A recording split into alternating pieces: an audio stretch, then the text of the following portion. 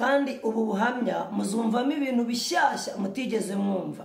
Ubu buhamya rero aribwo nise utuntu n'utundi, ni ukuvuga bimwe mu byambayeho, kuko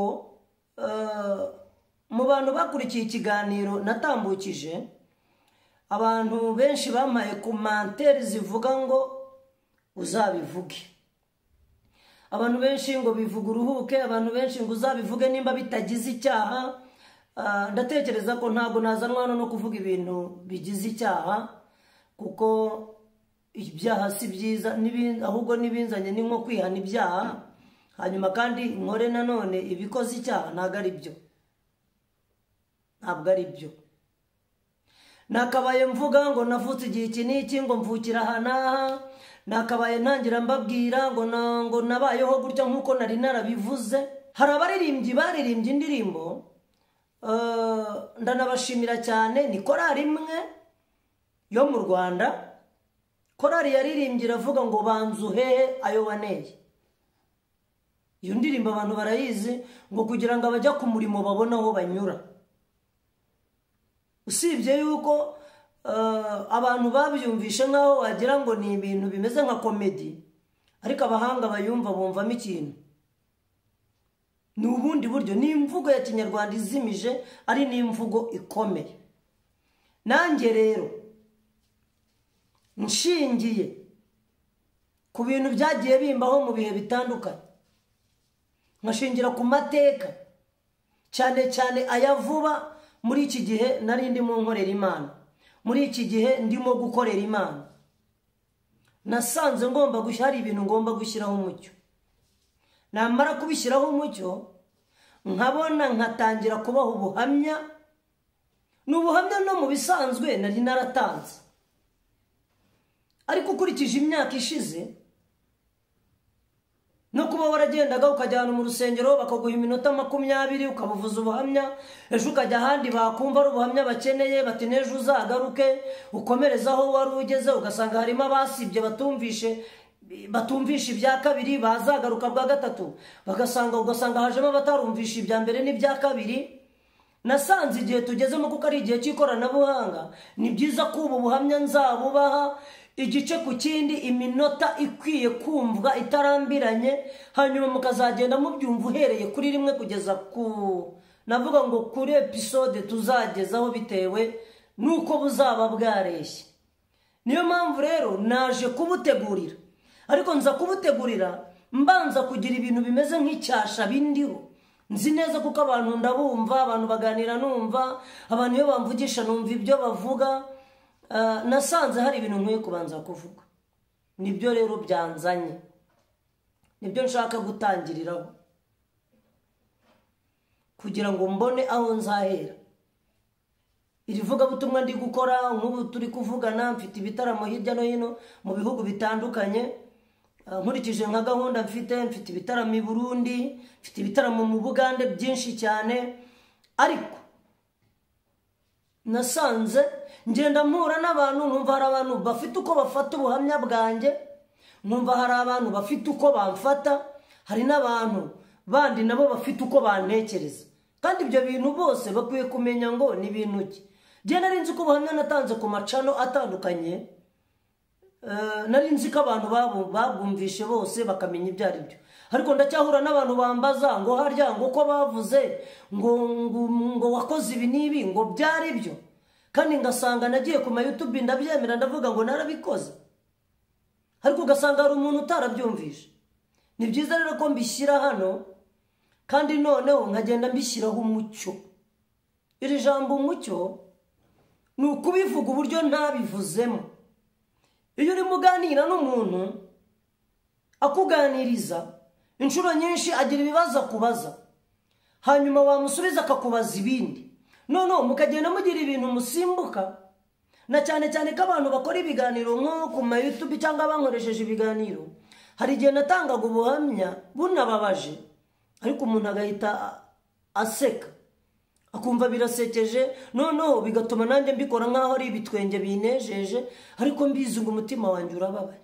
Nyine nkaseka nkagendera mu mujyi wo guseka nyine no kugira ngo n'abantu kumva abantu ngo runaka aratwenza ngo arasetsa nyine ngahinduka umwana mwiza ariko ndiho icyasha, ngahinduka umwana mwiza ariko nyine hari n'abantu bumva ari ibindi. Ibyo bintu nibyo naje rero gusobanura. Abantu barenga nk'icumi abo nabashije kumenya bagiye bampugura bambuza gutanga ubuhamya, cyane cyane ubwo bw'ubuzima naciyemo. Hari n'abo twabipfuye baza kunsezera, umuntu akakubwira ati jewe narakwanze kuko ibintu uvuga ntabwo urwego uruhari rwo kuvuga ibyo bintu bireke, ati ntabwo wakabaye bivuga. Hari n'ahandi nagiye nkumva umuntu arambwiye ngo biriya bintu uvuze ngo bikwambuye amanota, ngo ngabona abantu ngo baba bashaka ngo kubiyemeraho ngo ukababwira ko uri umuntu ukomeye. Ariko sinkibaza ni gute umuntu ajya gukomera cyangwa kubwira abantu ko akomeye kandi wabizi ko yoroshye? Ntabwo ari byo. Ukwiye kubwira abantu ukuri bakagira uko bagufata. Hanyuma iyo wigize ukomeye woroshye bashobora guhamagara abakomeye ugafatwa, ugasanga ari ibintu abakomeye bafite udafite, we wari ufite ururimi rwo kubivuga gusa. Mu minsi ishize habaye inkundura niko nayita y'amatorero n'amadini, hazamo gufungwa kw'insengero. Iki kintu ngewe ku bwanjye ndashimira leta y'u Rwanda na nyakubahwa perezida wa Repubulika y'u Rwanda, Perezida Paul Kagame, wafashe uyu mwanzuro, kubera ko abantu benshi barababaye. Abantu benshi bavuga amagambo afite amarangamutima yuko bitari bikwiye. Reka mvuge ngo nanjye bigitangira numvaga ku bwanjye bitaba, kubera ko nari mfite ibitaramo birapfa birahagarara, abari barantumiye barabafungira. Nibyo hari naho nagendaga ngarukira mu nzira batitahire ti baraduhagaritse, nkataha nyine nkatekereza ka essence nari nshyizemo, imibare nari nabaze. Hari imvugo muri iki gihe abantu bakoresha bakavuga ngo nari nayabariye nanjye hari igihe nabaga nayabariye bigahita bipfa, ariko naje kubikurikirana nanjye ntekereza ibyo nzi nk'umuntu jewe, nsanga iki gikorwa cyari gikwiye. Ndabizi bamwe muraje mu ntera amabuye muvuge muti nawe nyine uraje, niko navuga ariko mu bisanzwe rwose ubuyobozi bw'igihugu cyacu cy'u Rwanda ntabwo ibintu bakoze ari bibi. Bino bintu bashumba mwasigaye mutafungiwe insengero, matorero yasigaye, bakozi b'Imana, ni ukubakebura kugira ngo mwikubita agashyi murebe ibyo bagenzi banyu ibyababayeho. Kuko ahantu itorero riri ntabwo nje guca urubanza kuko ntabwo ari njye mucamanza, ariko ibyo nzi ari nacyo cyatumye nza hano kuri kamera. Nibyo ngiye kuvuga, namwe muzambwira muri comment muti bya bintu byari bikwiriye. Mu Kinyarwanda baca umugani bakavuga ngo nta byera ngo de. Nshobora kuba nzi ko ndi kuvuga byiza ariko wenda nibize kwera ngo de, ariko ibyo ntacyo bitwaye, ni imvugo ariko ni nabyo nk'abantu bazi ubuhamya bwanjye bwo mu bihe byatambutse, bakamenya amakuru yanjye n'itorero rya Pentecote cyangwa se rya ADPR nsengeramo, mukaba mwarumvisha ubuhamya bw'igihe namaze mpagaritse mu idini cyangwa mu itorero, ntajya ku igaburo, ntaririmba muri iryo torero.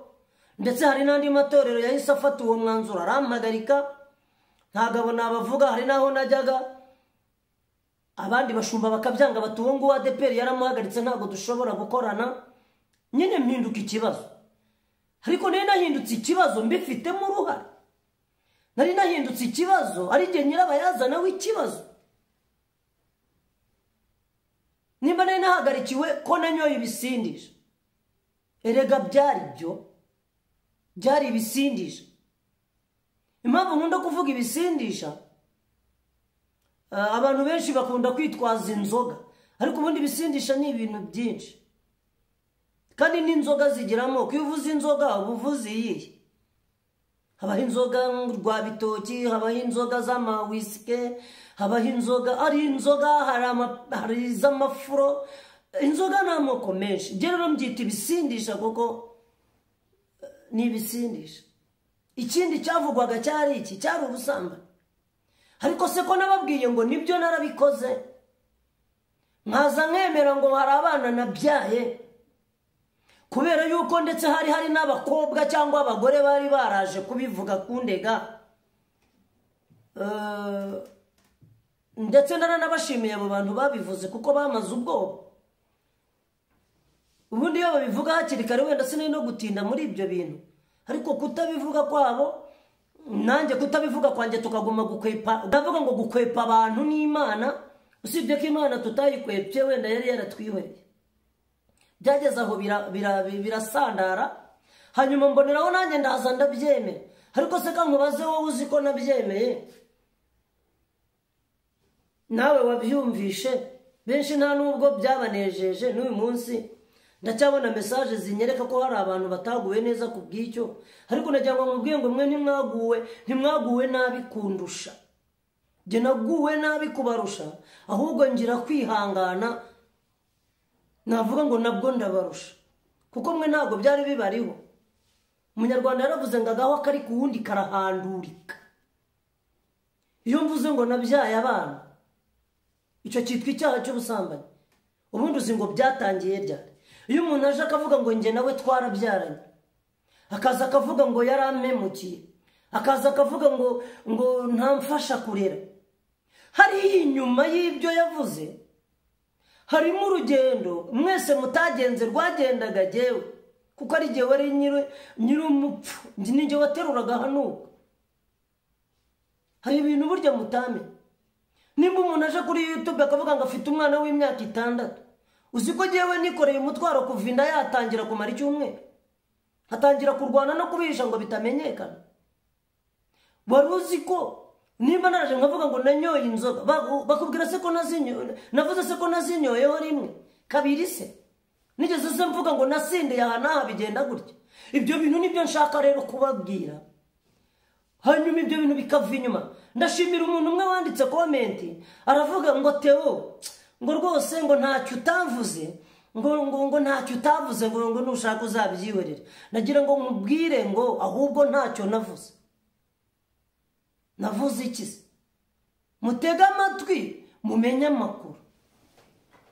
None se wari uzi ko, ngaruke kuri kimwe cy'insengero, wari uzi ko nshobora kuba mu byo nibuka nzi neza naba naranyoye ku nzoga bwa mbere nzinyweshejwe nabo nitaga abapastori, abo nitaga abashumba, nkagenda ngiye kuririmba yantumiye, kuko habaga hari ibyo mwavuganye ari buguhe, kwa kunda kubwira ati ngwino tugende tunasangire, kwajye kubona ukabona tumije nk'igicupa cya konyage. Ibyo se wari ubizi? Nimba wari unabizi se ugira ngo mu buhamya navuze ibyo narabivuze, ugahita wumva n'umutima uragusimbutse. Ubwo nuko natangiye kuzinywa, bamvangiramo n'udufanta ngo nywa, bakansomera ibyanditswe byera biri muri Bibiliya. Nzi ibyanditswe byinshi byakunywesha inzoga, ariko najya nkubwira ngo uzazinywa zikwandagaza, uzazinywa zigusebye, uzazinywa zikuzane kuvuga nk'ibi mvuga, nugira imbaraga zo kubivuga. Ubundi se nimba naravuze ngo narabyaye cyangwa ngo narasambaye, wari uzi ko ushobora gusanga ngiye inyuma nta muntu ndi buvuge? Bapasitori, bashumba muri inshuti zanjye, mfitemo abashumba benshi nanavuga amazina, bamfashije kuzamuka muri uyu muziki. Abantu bari abayobozi b'ibyumba bakaza kuzamuka bakaba abashumba, bakaba abapotre, bamfasha amaboko, mwarakoze. Mfite abashumba banshyize ku gatuti babanje kuburana n'abantu batanyemeraga kuko nasaga nabi, ndi umunyacyaro, ndi umuturage, aribwo mvuye za Kabarondo, iyo za Kibungo, za Kayonza. Abantu bamfata amaboko baramfasha. Abantu, hari abapasitori bakoze mu mifuka bampa amafaranga njya mu mastudio, ndabashimira cyane. Abo nanabavuga amazina nibiba ngombwa nzanabababwira, kuko iki kiganiro kizakomeza.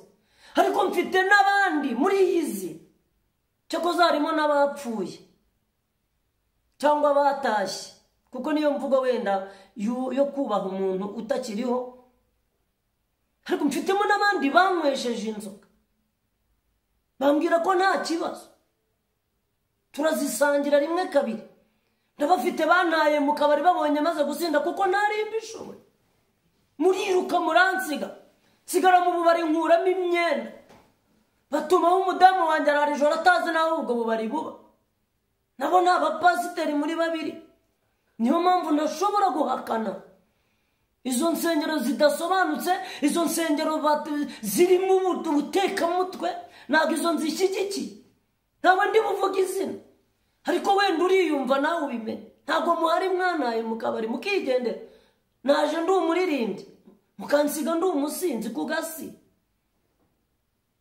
abantu barabizi ni nayo mpamvu kubyemera ari byo byiza rero ntabwo nazajya gusubira inyuma ngo mpe abantu buhamya nabanjije nibura kuvuga kuri ibi bintu ndi umuntu wahagarara nkavuga ni hari umuntu hari itorero ahantu nagiye mwajya muri biro n'umushumba ngo nibura muganire uko iteraniro ryagenze agahita akubwira ati ariko nuramudiyakono ureba nta mugabo agira umbwire mugupangire bamwe si mwe mwanyigishije uburaya si mwe mwanyigishije bimwe muri ibyo ariko uyu munsi usanga hari namwe mugaruka mukamvuga nabi hari namwe mwanyoshyaga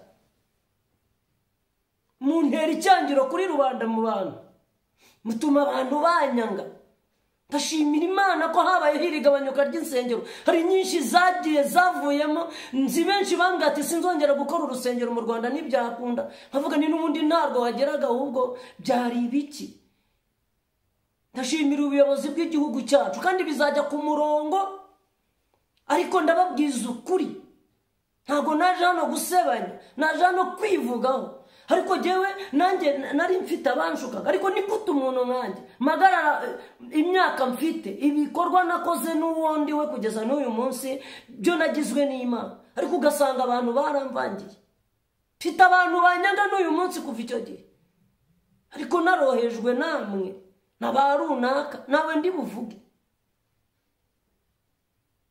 hanyuma ugasanga byanangizeho ingaruka ntago yamarira mbunga mu maso ari uko ari ikindi ntagahinda k'ibyaha byanjye ntabwo umuntu yakira atavuze nagira ngo mbatangarize ko ubu nafashe undi mwanzuro nafashe izindi ngamba tuzaba inshuti n'ibyo nta muntu undi buvuga izina nawe urabizi ko atari wowe hatagira n'umushumba ugira ubwoba ariko abadukurikira ni benshi ahantu isi igeze n'ibyo ubuyobozi bw'igihugu cyacu ndabushimira cyane ni ukuri bazanongere bagenzure no mu matorero yasigaye ahubwo togoza ntibazambwire wenda ngo mbafashe kuko ngewe ntabwo nzi ibyo bagendeyeho ariko ni ukuri hari abantu biyitirira Imana hari abantu biyita abakozi b'Imana cyangwa wenda bari abakozi b'Imana bisigara ari abo kubyitirirwa batakiribo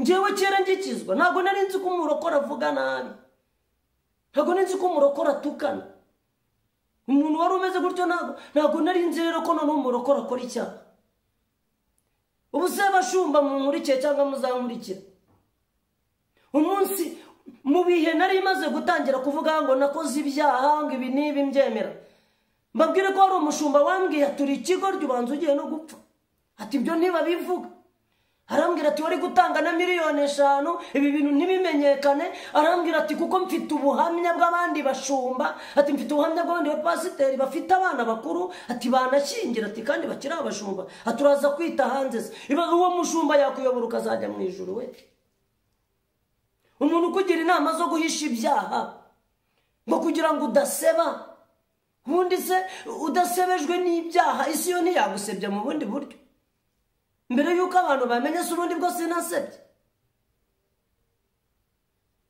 narasebye rimwe se narasebye kabiri se n'ubundi narasebye hanyuma sinibaza yuko kuvuga ukuri ibi bintu ni ibintu maranye igihe n'ukuri nagombaga kubivuga kandi cyanteye kubivuga ni ukubera umwanzuro ubuyobozi bw'igihugu bwafashe ni ukubera ijambo rya nyakubahwa perezida wa repubulika yavuze nkaryumva ni gute umukuru w'igihugu ahantu akorera n'urwego ariho kugera ku rwego amenye ko muri abesikoro ubwo urumva mwe mwarihaye akabaga njye ntabwo nari nzi ko umupasiteri bamufunga ntabwo nari nzi ko umupasiteri ajyamo amapingu akambara iroza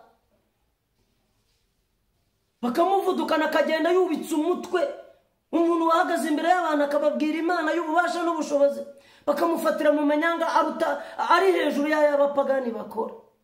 Murambabarira nanjye mbibonye ubu, kandi wasanga harimo ababigendera mu kubera bagashoza nuze bagashoza ibyo biba abanyabyaha bagatuma n'abatari abanyabyaha bafatwa nabo babicekaho bakabajyana, ariko barimo banyabo bibisambo barahari. Ariko muri comment muzambwire nzagire nk'abo mvuga, nta nabavuga burya, ariko abavuga da usibye ko atari byo byanzanye uyu munsi nawe mvuga sina ngombwa. Kandi nanone ndasabira umugisha abandi batakoze nk'ibyo, nabo barahari abashumba bazima n'ubu bagifite agahinda ati insengero zarafunzwe, ariko mwazize rya jambo rivuga ngo umukobwa bumwe agatukisha bose. Abo ngabo babigezemo bakabigira ibindi bintu.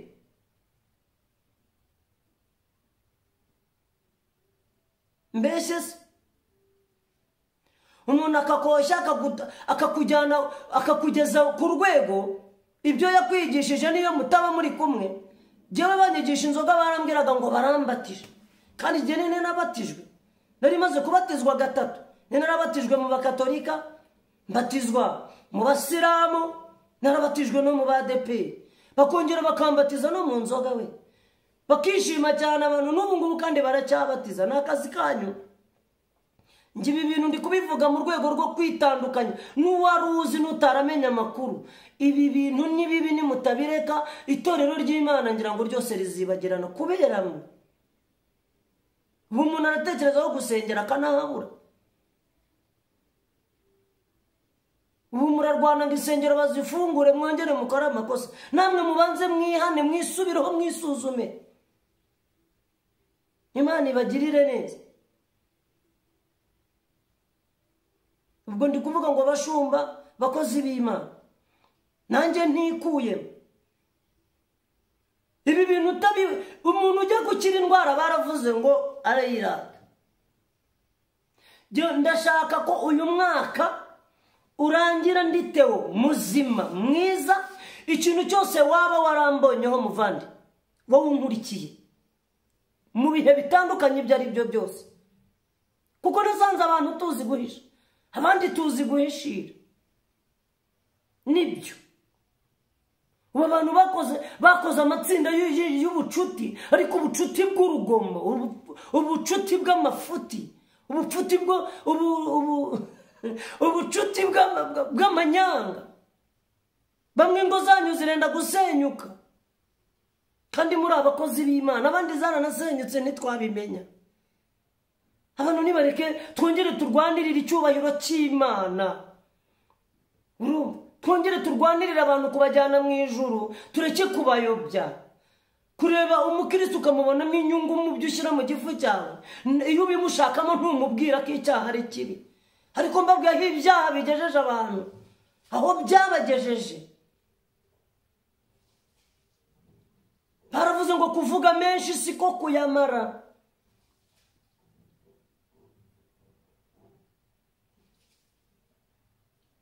Sigaye mura n'umuntu akambwira ngo kutakiririmba, kandi ndaririmba. Ariko nimba izo ndirimba muri iki gihe byaragenze gute, nanjye nimumbaza. Kuki se abantu batazumva? Urayishyira amatuyo ni umusinzi vanamo, wayishyira amatuyo ni yandaya ni kabwera. Ariko se mwari muzi ko byanatangiye gutyo? Yego nanjye nabigizemo intege nke nk'umuntu, ariko mbona bansunika kandi ari nacyo cyiciro nkorera. Neseka nkubaza, wajya mu rusengero mwavayo mukajya kwinywera agacupa?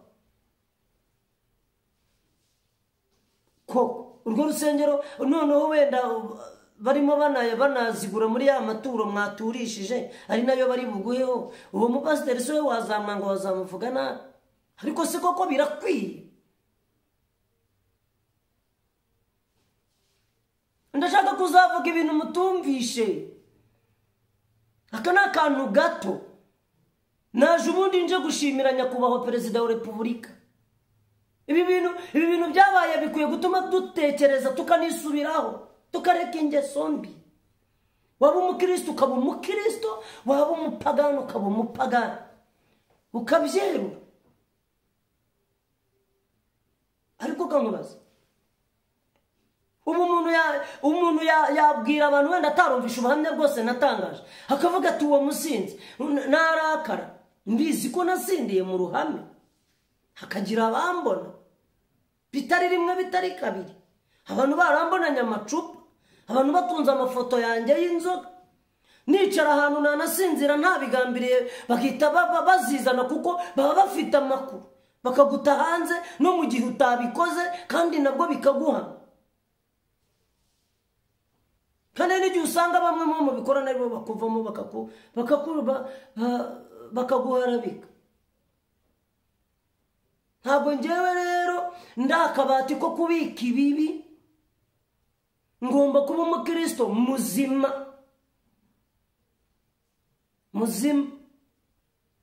Ubu hari abapasiteri baza kuri social media, yatangira kuvuga ukumva bari kuvuga ngo uwo mupagani ngo uwo nawe, nyamara ari na muzima, ahubwo mumwita umupagani kubera abandi mwabonye ubupagani. Mwamubona wenda mworeka tuvuga mwamubona mu mapingu bamujyanye nko kuburana ibintu runaka, mugihita muvuga ngo niko babaye, ngo nta bashumba baturimo ngo ibiki. Ari na muzima, ahubwo yazize ba bandi mutamenye babaye, ugasanga ahubwo hafashwe n'abatari abo babikeka. Ndanashimira Imana ko benshi badaherayo bagaruka. Imana ishimwe. Jewe rero icyo nenda kubabwira ni ikintu kimwe. Ubu buhamya naje kuba ni urugendo rurerure. Ntiziga nkubaza, nimba umuntu yaraje akavuga ati runaka namfasha ntangaburira ntagaminde zo z'umwana n'urugero, ubwo ndi kuvuga kuri ba bashiki banyu, ariko ugasanga ibi bintu ni ibintu bifite urugendo, ntabwo ari ibintu wahita uvuga noneho ngo birangire. Tuzaganira.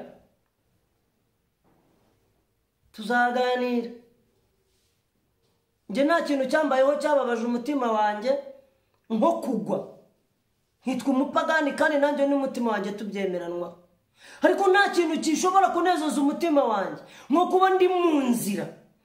Nk'ubu ngubu natangiye amasengesho, nabwiye abantu tuziranye, abo mfata nk'inshuti nyanshuti, ndavuga ati genda natangiye kujya gukora tewo mushyashya, tewo utagifite umwanya wo gutakaza, tewo wo gukorera Imana, tewo wo kumenya ibye, nkava mu bigare, nkava mu bintu bidasobanutse kandi byinshi.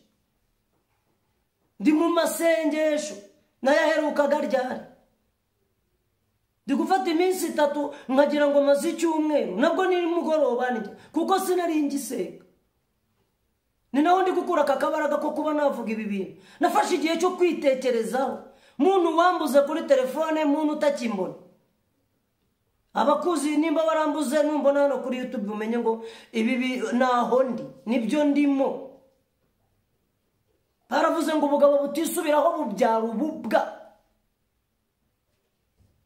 Nta kintu gitangaje nko kuba umudamu wanjye mfite twashakanye yigeze kunyicaza arambwira ati aho kugira ngo unywe inzoga wajya mu bagore, ati kuko inzoga zizagukurira n'urupfu rw'impanuka.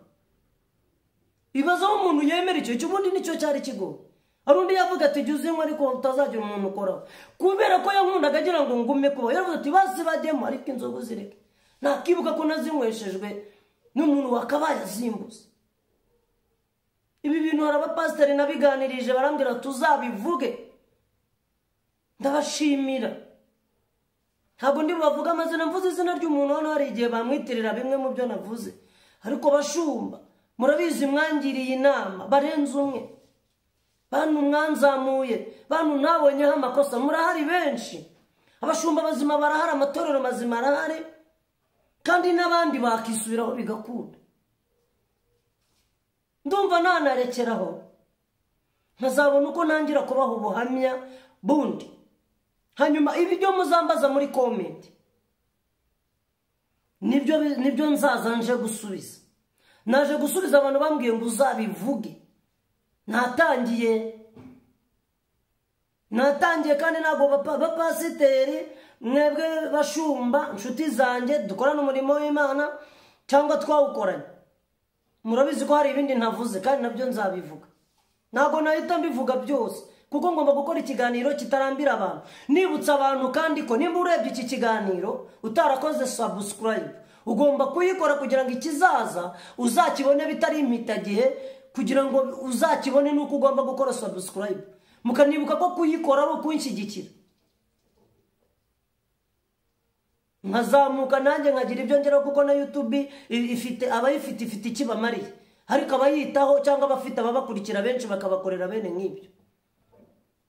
Mfite abasubscribe bake kandi ndi mu bantu bazwi n'abantu benshi. Niwumva iki kiganiro ukagira umutima w'urukundo, nibyo uzabikore kugira ngo n'indirimbo nzakora ejo bundi. Nk'ubu ndimo ndahimba indirimbo yitwa Ingaruka y'Icyaha, ugomba kuzayumva mu ba mbere. Kandi ingaruka y'icyaha ni urupfu, ingaruka y'icyaha ni uguseba no kwandagara, ni uguta agaciro. Murabizi njye nagiye nsuzugurwa n'abantu bakabaye banyuba, ariko sibo, ni ibyaha byansuzuguye. Abantu bakongorerana. Nabwiye abantu ukuntu umuntu yigeze kunyuza umutwe mu modoka ya tagisi igenda aramvuma. Ndavuga tubwo ntabuze uwambonye na urenze zavuyeho. Nibyo ujye wamvumye nawe yarakoze, kuko iyo mbyibutse numva nakwiye kuba uwo bavuma. Murakoze, Imana ibaho umugisha.